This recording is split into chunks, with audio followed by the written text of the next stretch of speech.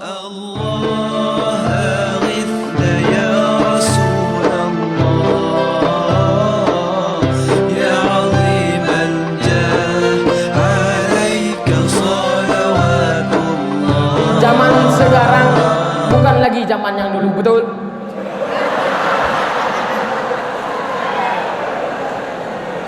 Dulunya orang mengirimkan kabar dengan surat-suratan, tapi sekarang alhamdulillah dengan cek-cekan.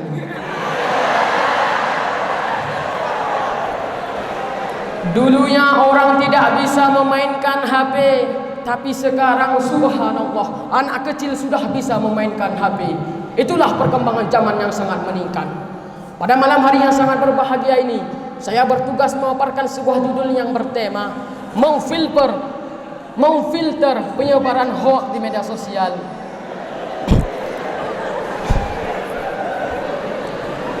Beberapa bulan yang lalu, beberapa hari yang lalu yang viral di media sosial ataupun yang sering kita dapatkan adalah berita hoax. Banyaknya berita hoax yang kita dapatkan ataupun yang masuk di media sosial.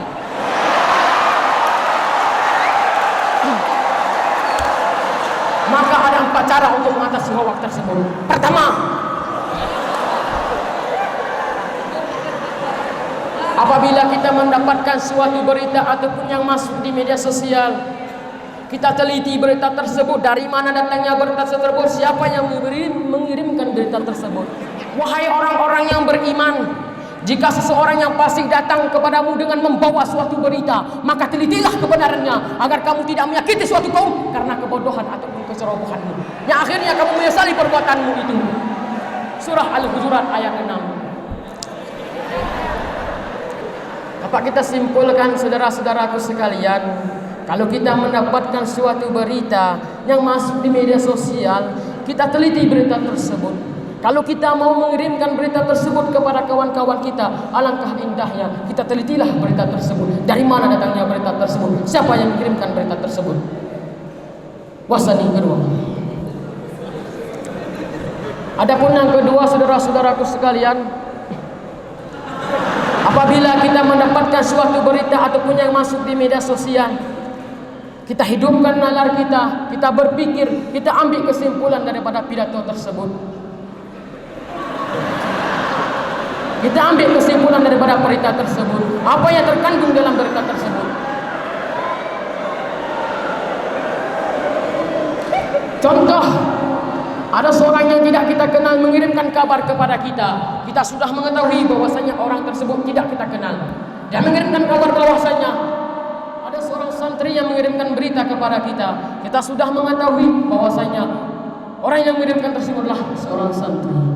Dia mengirimkan berita bahwasannya Aliando sudah kalah gantengnya dengan Supardi.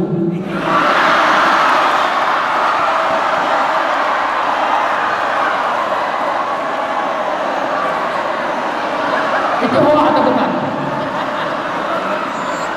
Itu hoax atau bukan? Yang bilang hoax berarti dia iri kadang.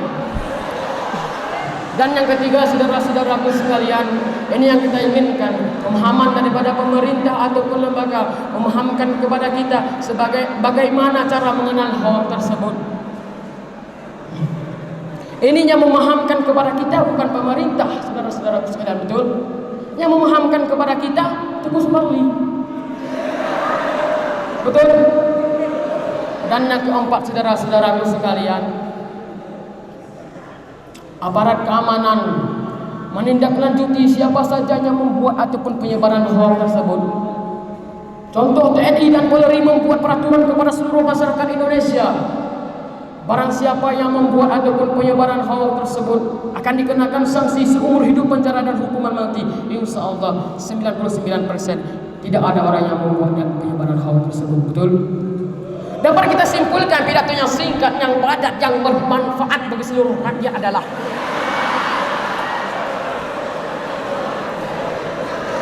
kita jadikan alat yang kita pakai yang bisa bermanfaat bagi diri kita, bermanfaat bagi diri orang lain, yang bermanfaat bagi agama kita.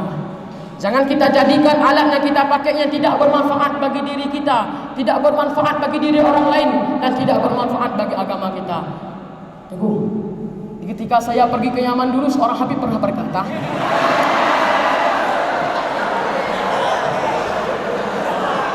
jadikanlah TV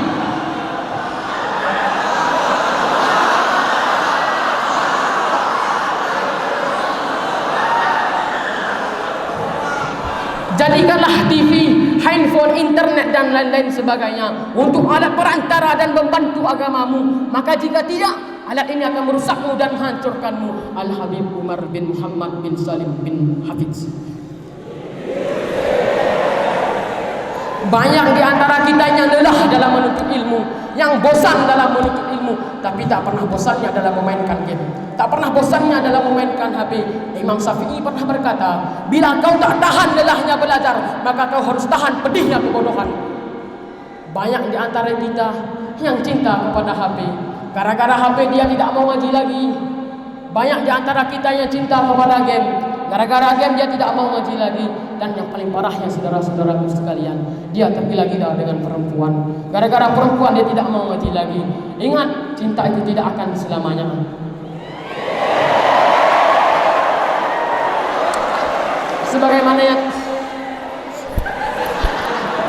Sebagaimana yang telah saya sebutkan di tahun yang lalu,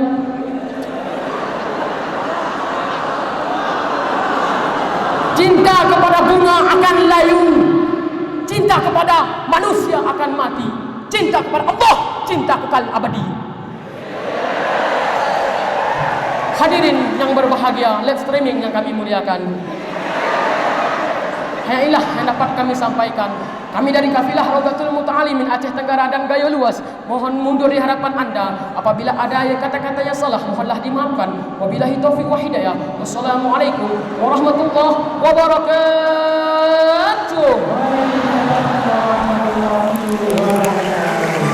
بالباب يرتجي لثم الأعتاب جد بالجواب مرحبا قد